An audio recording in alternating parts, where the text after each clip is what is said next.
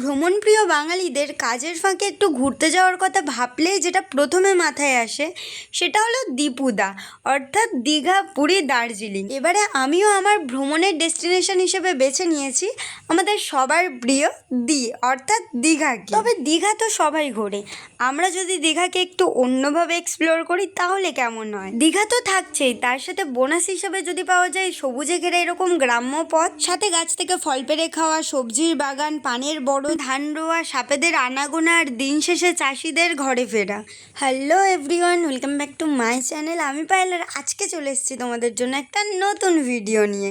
আজকে আমার ডেস্টিনেশন পূর্ব মেদিনীপুর। এই ভিডিওতে আমি তোমাদেরকে দেখাবো পূর্ব মেদিনীপুরের একটি গ্রাম। পূর্ব মেদিনীপুর যাব অথচ দীঘা ঘুরবো না, এটা তো হতেই পারে না। এর সাথে থাকবে দীঘা বিচ এবং তার সাথে থাকবে দীঘার যে নতুন জগন্নাথ টেম্পল সেটা। তো সব কিছু তোমাদের সাথে এক্সপ্লোর করবো। চলো তোমরাও আমার সাথে ঘুরে দেখবে পূর্ব মেদিনীপুরকে। সকাল সকাল আমরা বেরিয়ে পড়েছি হাওড়া স্টেশনের উদ্দেশ্যে। হাওড়া স্টেশন থেকে আমরা আজকে দীঘাগামী ট্রেনে করে যাব পূর্ব মেদিনীপুর। আমি চলে এসেছি হাওড়া স্টেশনে। এখান থেকে দীঘা যাওয়ার যে সকালের ট্রেন 6:35 তাম্রলিপ্ত এক্সপ্রেস, ওতে করে আমরা চলে যাব পূর্ব মেদিনীপুরের একটি জায়গা রামনগর। এই ট্রেনটা দাঁড়িয়ে আছে, এই ট্রেনটাতে করেই আমরা যাব। আমরা আছি ট্রেনে, আর আমরা ভাগ্যক্রমে সিটটা পেয়ে গেছি, ওপরে দুটো নিচে দুটো, জেনারেলে, কারণ তৎকালে টিকিট পাইনি। বাসে যাওয়ার মেন প্ল্যান ছিল, মানে ট্রেনে যাওয়ার প্ল্যান ছিল না, কিন্তু তারপরে বাসে যাওয়ার হয়নি, লাগেজ ছিল বলে বড়, তার জন্য ট্রেনেই যাওয়া হচ্ছে। আর আমরা এসেছি যেই ট্যাক্সিতে করে এসেছি, এত ঘুরিয়ে ঘুরিয়ে এনেছে, মানে আধ ঘন্টা রাস্তা 1.5 ঘন্টা লাগিয়ে দিয়েছে। উনি নতুন, জানে না, রাস্তা ভুলভাল চেনে না। যাই হোক, কোনো রকমে এসেছি। তারপরে এসে দেখছি ট্রেন পুরো ঢুকে গেছে। এখানে একটা বাজে সিচুয়েশান হয়ে গেছে, আমাদেরকে 500 টাকা ফাইন করেছে। 500 টাকা নয়, 2000 টাকা ফাইন করেছিল। তো সেখান থেকে বলে কয়ে 500 টাকায় এসেছে। আসলে আমরা টিকিট কাটিনি এরকমটা নয়, আমরা টিকিট কেটেছি, কিন্তু ওদের বক্তব্য হচ্ছে আমরা অনলাইন থেকে যেহেতু টিকিট কেটেছি তাম্রলিপ্ত এক্সপ্রেসে কেটেছি, কিন্তু ওদের বক্তব্য যে এটা সুপারফাস্ট ট্রেন, তাই জন্য সুপারফাস্ট টিকিট কাটতে হবে। তার জন্য 500 টাকা ফাইন গেল।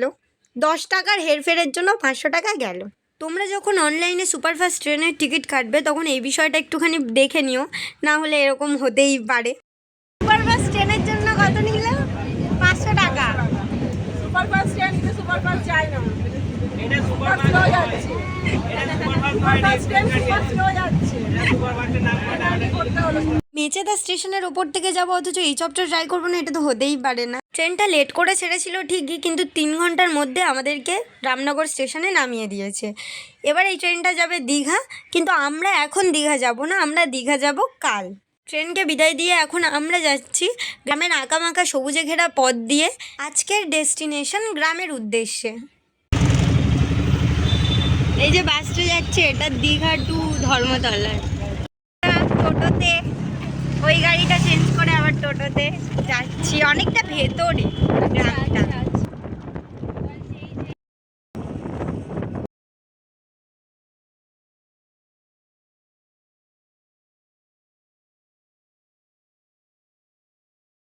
দুপুরে পৌঁছে ফ্রেশ হয়ে এখন বিকেলে আমরা যাচ্ছি মাঠে পানের বরজে।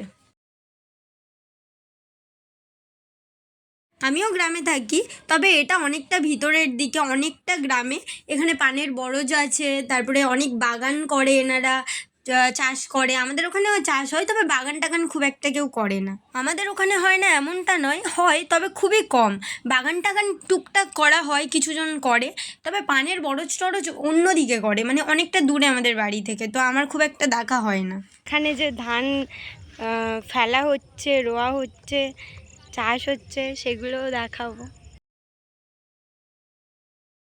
এনারা এতক্ষণ ধান ফেলছিল, যেগুলো ওখানে দেখলেন, এই যে জমিতে।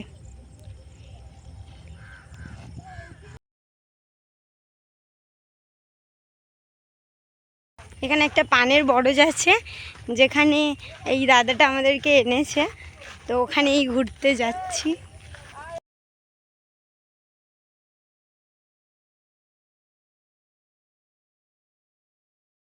এটা পানের বরজ। এই যে পুরোটা এইদিকে এতটা পুরোটা, এই পুরোটা পানের বরজ।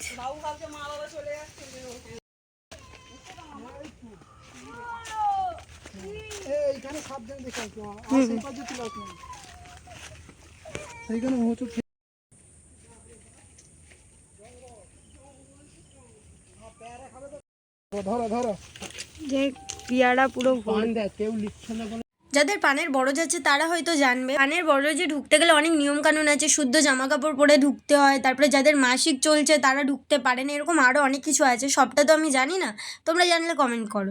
পেয়ারা গাছ, গাছে পেয়ারা ভর্তি, এটা পেরেছি, খাবো। কি বলি আগ হয়েছে, কই আগ? এখানে আখ গাছও আছে আর বাপনদা আমাদের জন্য আখ নিচ্ছে।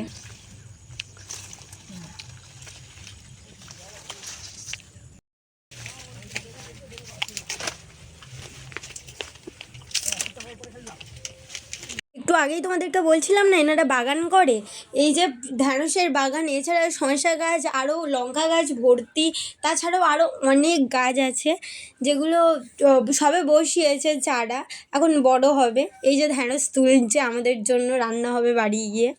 এই যে আমাদের সবথেকে বড় সদস্য, সে সবার দিকে দেখছে, কারণ সবাই আখ খাচ্ছে আর ওকে দিচ্ছে না। সবাই খাচ্ছে, কচকচ ওকে দিচ্ছে না, করে যাচ্ছে। দাদু এই লাল শাকগুলো তুললো, কারণ মেশোর দাবি মেশো আজকে শাক ভাজা দিয়ে পান্তা খাবে। এখানে প্রচুর লঙ্কা তোলা হয়েছে, এখনও প্রচুর গাছ আছে আর অনেক লঙ্কা হয়েছে, অনেক পুরো ভর্তি হয়ে আছে গাছে লঙ্কা। অনেক ঘোরাঘুরি খাওয়া দাওয়া হলো, এবারে সন্ধে নামছে, তাই বাড়ি যাওয়ার পালা। এই যে এখন আমি আছি মামা দাদুর বাড়িতে, দাদু আর এখানে রান্না হচ্ছে, আজকে ছেলেরা রান্না করছে, বৃষ্টি হচ্ছে বাইরে, বৃষ্টির দিন, তার জন্য খিচুড়ি রান্না হচ্ছে। দাঁড়াও দেখাচ্ছি, খিচুড়ি করছে বৃষ্টির দিনে। আর এই যে দাদা বাসন মাজছে, দাদুও কাজ করছিল, আজকে ছেলেদের রান্নার পালা। কত দূর খিচুড়ি? বাবু পটি করবে। এই যে ভাই মাসি মাংস করলে দুপুরে, এই যে দাদু যে মাংস করছে মাসি একটু তুলি, তুললো না, আরে তখন ঘুমিয়ে কাটিয়ে দিল। না দেখতে কালার ঠিকঠাক হয়েছে, ভিডিও কালার ঠিক হয়েছে গীতা দেখতে। হ্যাঁ, আমরা এসেছি মেশোর মামার বাড়িতে ঘুরতে, এটা মেশোর গ্রামের বাড়িও, তবে এখন আমরা আছি মেশোর মামার বাড়িতে। আর এই যে দোলনাটা দেখতে পাচ্ছ, এটা মামা দাদু নিজে হাতে বানিয়েছে।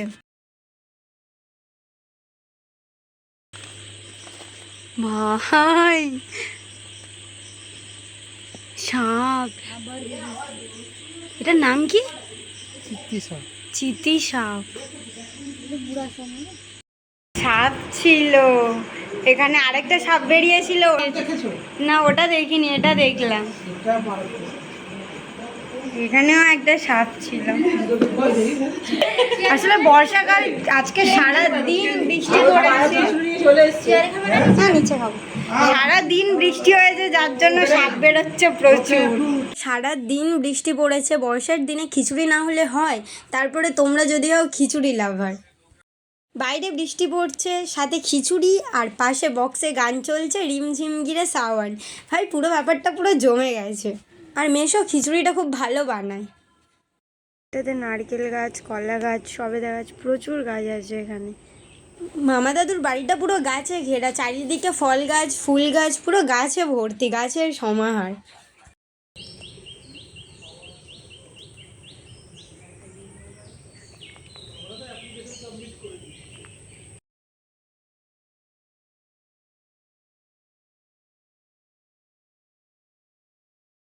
একটুখানি এখন বেরিয়েছি ঘুরতে, এক্ষুনি বেরিয়ে যাব দীঘার জন্য।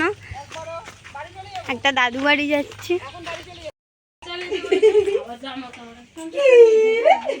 এটা একটা দাদুর বাড়ি।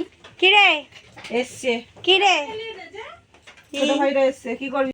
এই যে মাছগুলো তোমরা দেখতে পাচ্ছ, এই মাছগুলো সব আরেকটা দাদু ধরে এনেছে। আমরা বেরোবো, এই টাইমে বৃষ্টি চলে এসছে। গ্রামের আরো অনেক কিছু ঘুরে দেখার ইচ্ছে ছিল, কিন্তু যেহেতু সারাদিন বৃষ্টি পড়েছে তাই আর ঘুরে দেখা হয়নি। এবারে আমাদের বেরোতে হবে দীঘার উদ্দেশ্যে। বেরিয়েছি, গাড়ি চলে এসেছে, এখন বাস স্ট্যান্ডে যাব, তারপরে ওখান থেকে এখন আমরা যাব দীঘাতে, কিন্তু বৃষ্টি পড়ছে, দেখা যায়। পাশে আছে দীঘা।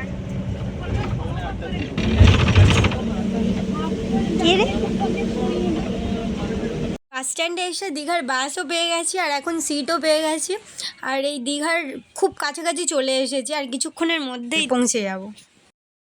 আছে হোটেল দেখতে, এখানে প্রচুর হোটেল আছে। একটা হোটেল সেরিনা ছিল ওখানে, কিন্তু রুমগুলো অত পরিষ্কার ছিল না বলে ওখানে যাওয়া হয়নি।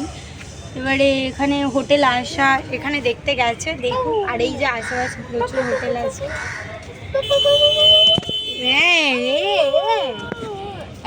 এই যে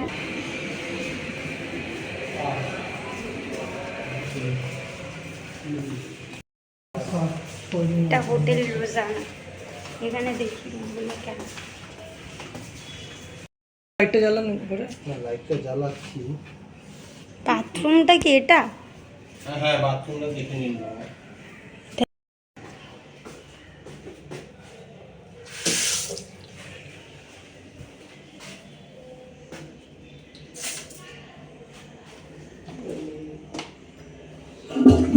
ঠিক আছে,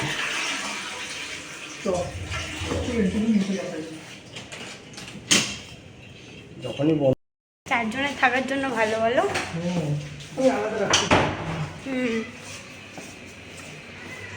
একসাথে হলেই ভালো। রুমটা বেশ ভালো।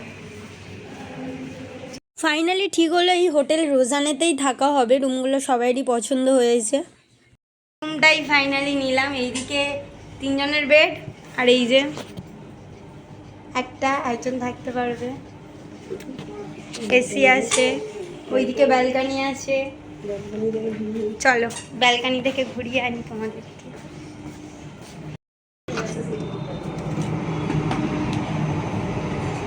এই যে দেখা যাচ্ছে সমুদ্র। হোটেল রোজানা। আমরা যে রুমটাতে ছিলাম ওটা একদিনের ভাড়া নিয়েছিল 2250 টাকা।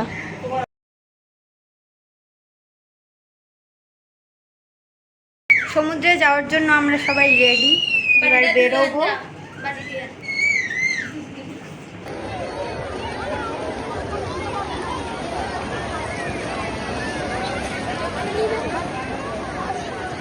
লোক পুরো ভর্তি।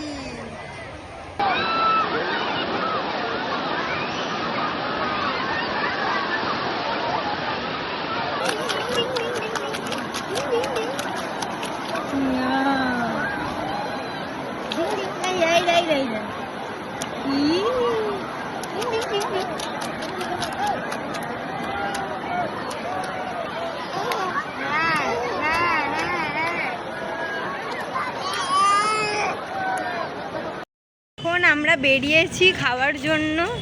এখন কটা বাজে? 4টে বাজে। এই জানা রেস্টুরেন্টে, জানা হোটেল অ্যান্ড রেস্টুরেন্ট, এটাতে মেশো আগে খেয়েছে তো বললো এটাই ভালো খাবার পাওয়া যায়, তাই জন্য এখানেই চলে এলাম।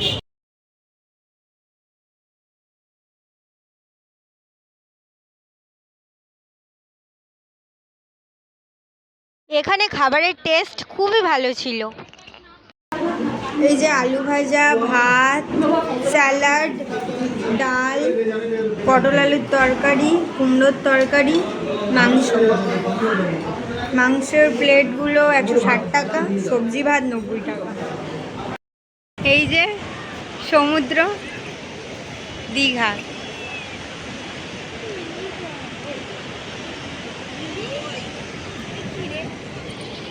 পদ্মফুলের মধ্যে এক জায়গায়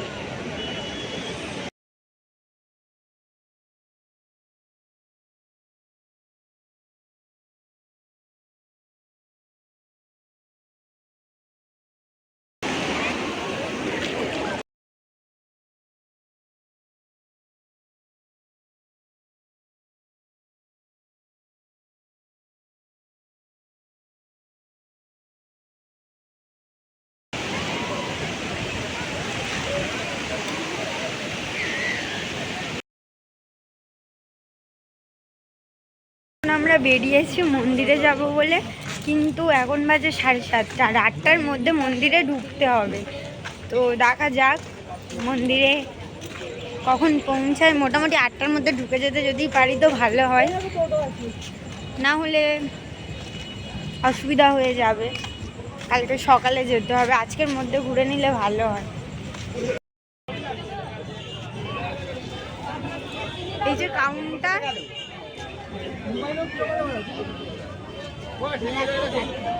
এটা জেন্টস আর এটা লেডিস, দুটো লাইন আলাদা। এই যে মন্দির,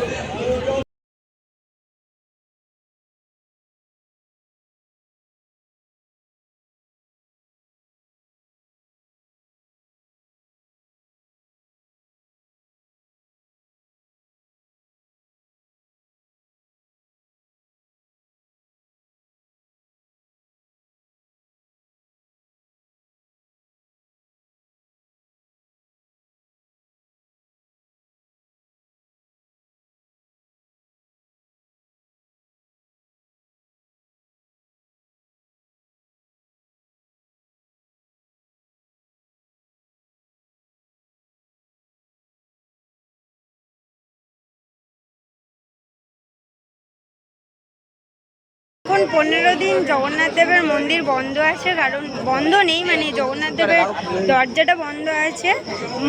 জগন্নাথ ঠাকুরকে দেখতে দিচ্ছে না, তার কারণ হচ্ছে যে 15 দিন শয়নে ছিল, তো কালকে থেকে খোলা হবে। মন্দিরের টাইম সকাল 6টা থেকে দুপুর 1টা, আর বিকেল 4টে থেকে সন্ধ্যে 8টা পর্যন্ত পাওয়া যাচ্ছে। এই যে হেভি খেতে, খুব ভালো টেস্ট। কীরকম খেতে? করে দেওয়া দারুণ খেতে, বরফ দেওয়া, বাদাম দেওয়া।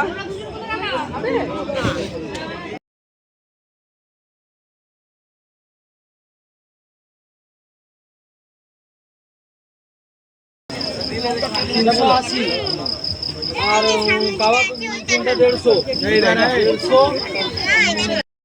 এটার দাম 100 টাকা। এটা ভেটকি মাছ, এটা চিতল মাছ, এটার দাম 150 টাকা। মাছ ভাজা খাওয়ার পর এখন আমরা আইসক্রিম খাচ্ছি, এরপর হোটেলে গিয়ে ডিনারটা কিনে নিয়ে যাওয়া হবে, রুমালি রুটি আর লাচ্ছা পরোটার সাথে কোনো একটা তরকারি, তারপরে ওখানে গিয়ে খাওয়া হবে। আজকের মতো কমপ্লিট। এখান থেকেই আমাদের রাতের খাবার নেওয়া হলো।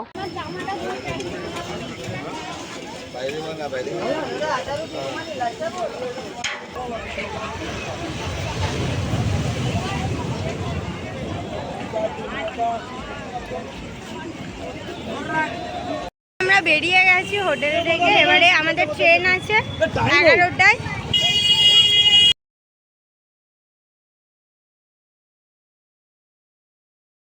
স্টেশন থেকেই দীঘার জগন্নাথ মন্দিরটা দেখা যাচ্ছে।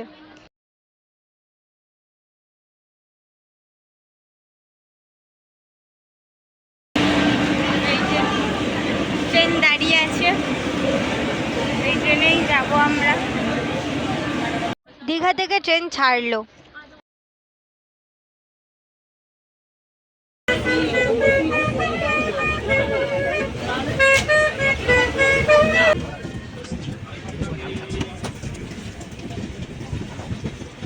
এই ভিডিওটা এখানেই শেষ করলাম, আবার দেখা হবে নতুন কোনো ভিডিওতে অন্য কোনো জায়গায়। Tata, thanks for watching.